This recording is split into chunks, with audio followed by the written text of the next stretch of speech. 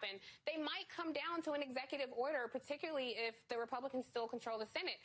You've called voting for Joe Biden like eating a bowl of sugar honey iced tea, I'll say. But you know what I'm talking about. How will you work with this administration after being so vocally critical about them during the campaign?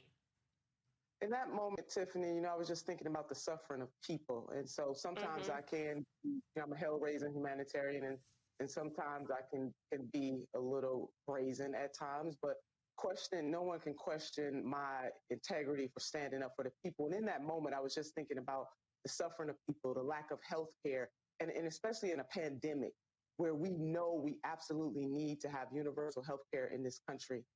Folks not having clean water. It was those kinds of things that were swirling in my head and my mind at the time. But that does not mean disagreement, does not mean you can't work with someone. I want to give a very real example of the vice president-elect. We all may recall that during a debate, she really called out Vice President Biden's record, particularly saying, I was that girl.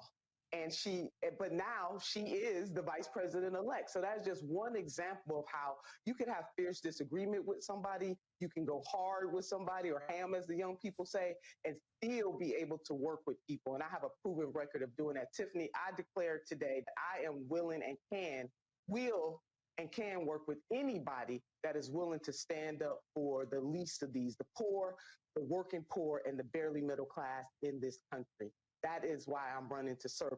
And the recalcitrance that you bring up of the Republicans really has been the biggest barrier to the opportunities that we must provide for the people of this great nation. So when I told people I was talking to you today, there are people in the district even, you've been really critical of the Democratic Party as well. And a lot of people tweeted me and DM'd me and wanted to ask, are you a Democrat? Well, let's see. Let's check the receipts.